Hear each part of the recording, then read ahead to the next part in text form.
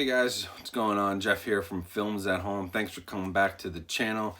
In today's video, we've got a pretty important subject to tackle, and I want to talk about the difference between 4K streaming and 4K Blu-ray and standard Blu-ray, and the quality differences, the compression, the bit rates. We're going to get a little nerdy here with this, but it's important to understand how does 4K streaming stack up against really good 4K transfers like Black Hawk Down with great audio, and even against good Blu-ray transfers like this one here of Thor Ragnarok with very good audio, Dolby True HD, Dolby Atmos, full 4K, full 1080p. How do these compare to, say, Netflix 4K streaming, Amazon 4K streaming, or even Apple TV 4K and iTunes 4K, which has been getting a lot more popular as, you know, more digital copies become available on that platform, with things like HDR, Dolby Vision, even Dolby Atmos is now appearing on Netflix and other streaming services. And so, you know, you'd think from a 1,000-foot view, you're looking at these and you say, well, it has HDR, it has Dolby Atmos, it has 4K, true 4K, you know, 2160p. Where's the difference? What am I missing? Why wouldn't I just go to streaming? That's what we're going to talk about here in this video. If you are interested in this type of content, 4K, Blu-rays, home theater, any of the above, definitely subscribe to the channel, turn on notifications. I think you'll really like the rest of my videos and what I have coming here in the future. Now, with that being said, let's jump into this 4K Blu-ray versus 4K streaming debate. So one of the first things you need to understand when it comes to the differences between streaming and a physical disc is what we call bitrate. And so on a standard Blu-ray disc, 50 gig dual layer disc, your bitrate is anywhere between 60 to 80 megabits per second. That's how much data is being sent through that disc. On a 4K disc, 100 gig 4K disc, it's up over 100 into 125 and above. And that's your bit rate of video. That's how much data is sending through that disc to your screen and how much data is being displayed on your screen.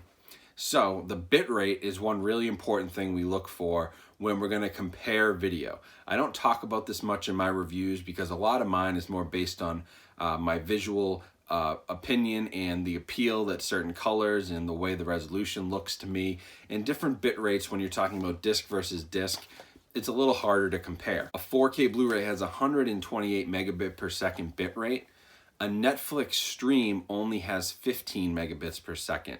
And so you're getting upwards of 6 or 7 times the data being sent through a disc that you are being sent through a stream. Now, Netflix recommends you have at least 25 megabit per second internet connection to stream in 4K, but from my research and what I've read, they're really only streaming at about 15, and they use that extra 10 as a buffer if other people are on the internet or you have other applications open. And so you are getting a very, very low bit rate and a low quality video, which means that you're going to get compression. And so one interesting test, and this has been done by other reviewers, is to find a Netflix movie that has any sort of rain or snow, something where there is going to be a lot of elements across the screen.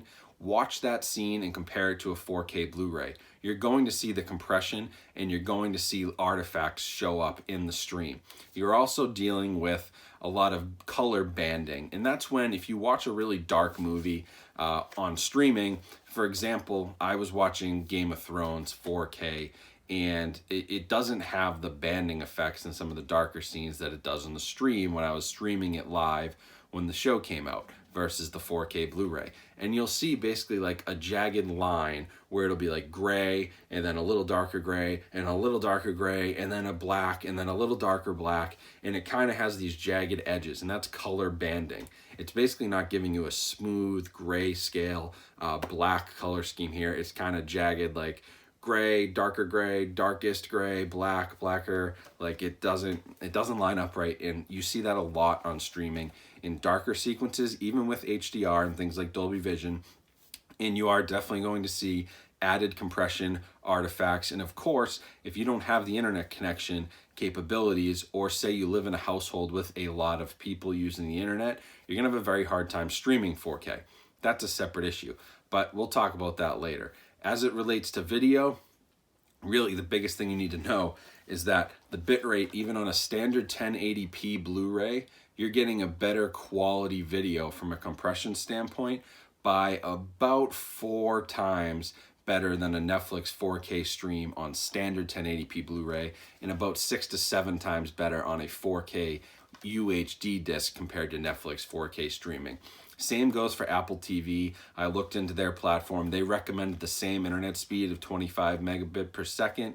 And so my guess would be that they're streaming at about the same quality as Netflix 4K, because they're suggesting the same internet speeds to stream their 4K content. Now, another major component of what you're missing out on when you're streaming in 4K versus watching a 4K disc is the audio.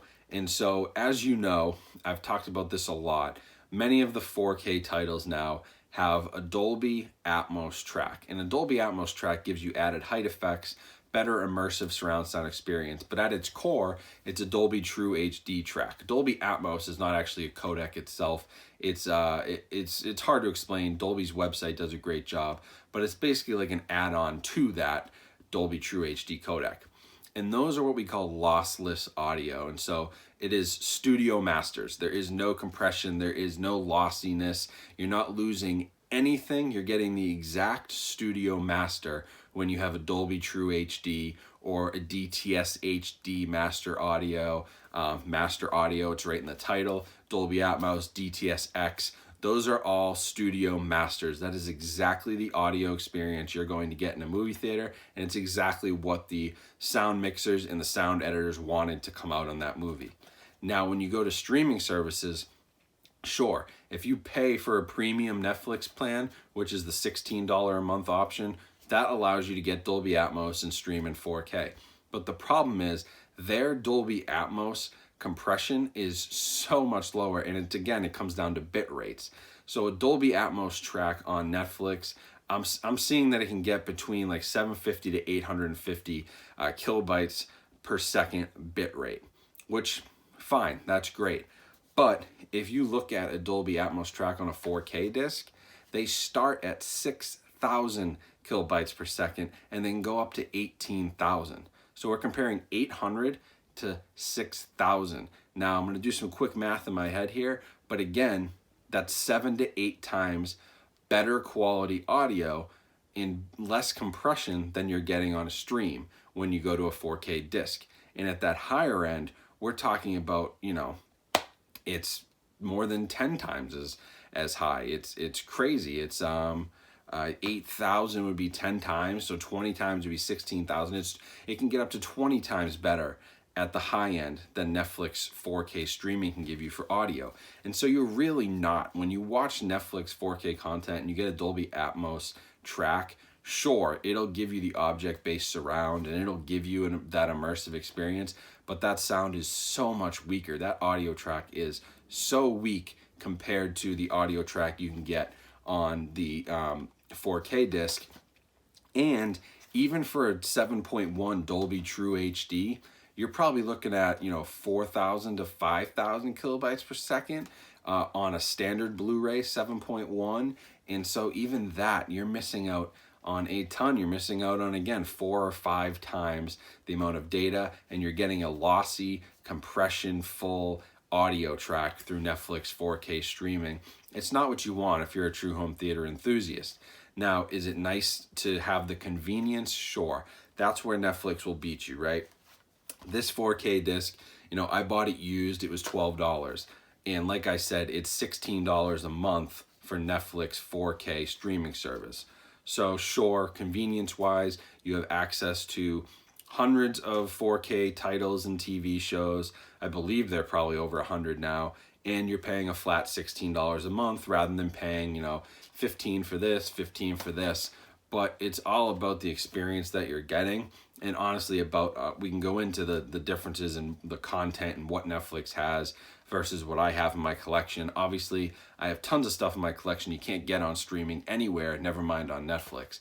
that's another story. But yes, convenience is nice, but just know that if you're looking at a 4K disc, this is about 7 to 8 times better quality than a Netflix 4K stream, and even a standard 1080p Blu-ray that's been out since 2006, 2007 is still 4 to 5 times better than a Netflix 4K stream in 2019.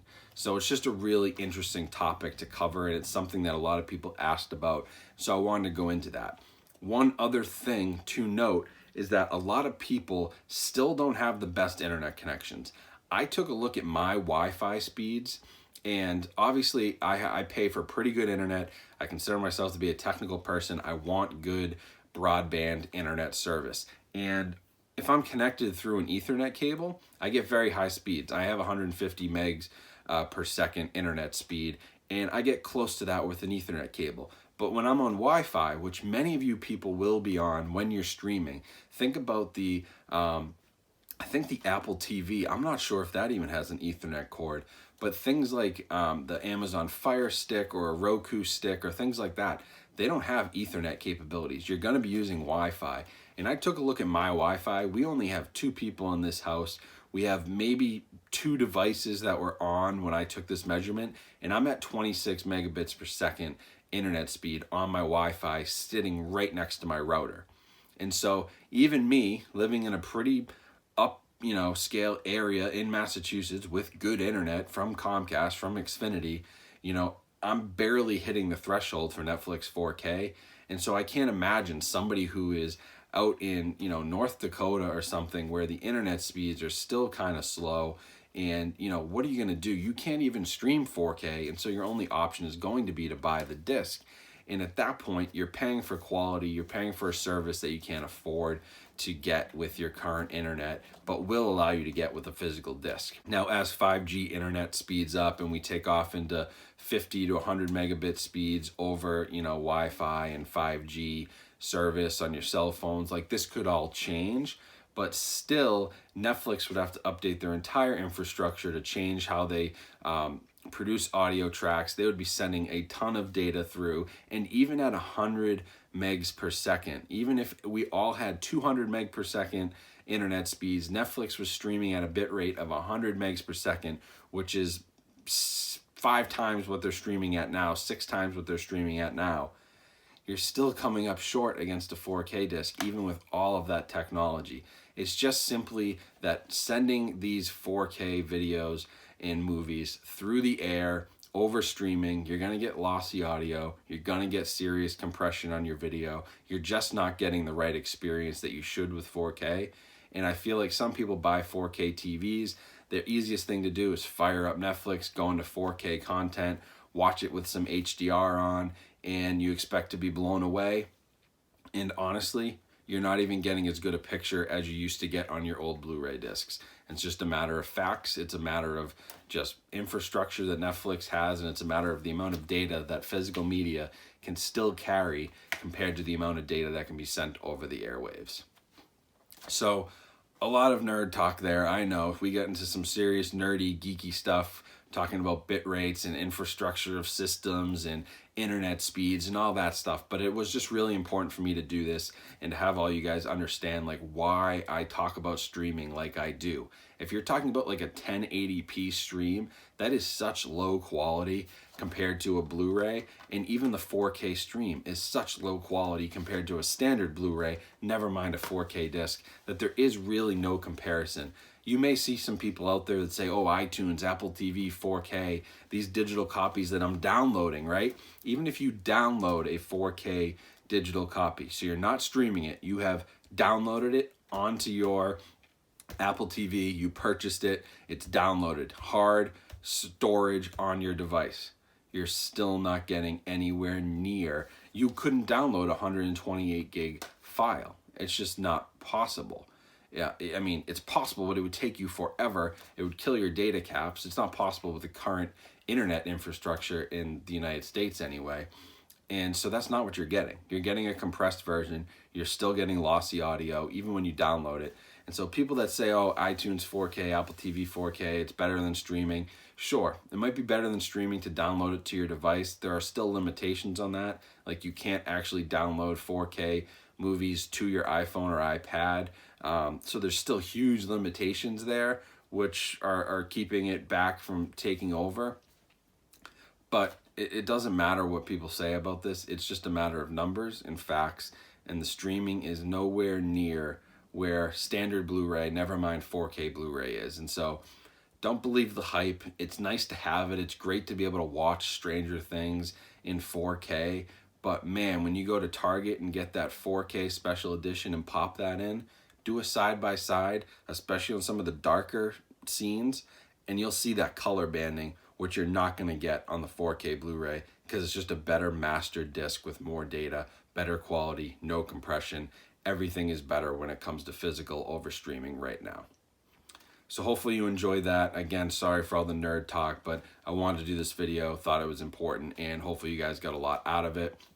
If you are interested in more stuff like this, I would definitely recommend checking out some of my other videos that cover similar topics where we talk about streaming or the quality of 4K discs, why older movies look better in 4K. There's a whole bunch of stuff on my channel talking about the 4K format, so I suggest you check those out. Also, I don't want to put down Netflix 4K at all. I still stream. I know I have 3,000 movies in here, but I stream stuff. You know, sometimes I'm sitting on the couch and I don't want to put a disc in. So convenience is there. I'm not slamming Netflix, but if you're a home theater enthusiast, then you should just know there's nothing that beats the quality of a physical media disc. So again, thank you for watching. Definitely remember to subscribe, follow me on Instagram, check out all the links down in my description. There's merchandise, Long Live Physical Media t-shirts if you want to help support that cause, and also links to my Amazon store where you can pick up things like my receiver, projector, TV, home theater seating. All the stuff I talk about in my videos is available for sale there. And if you do buy through my links, I do get a little kickback and you help support the channel. So I appreciate it. Thank you for sticking through to the end of this kind of long video. I will be back soon with more 4K reviews, more home theater reviews, more content, so stay tuned for that. Have a great rest of your weekend, and I'll talk to you guys very soon.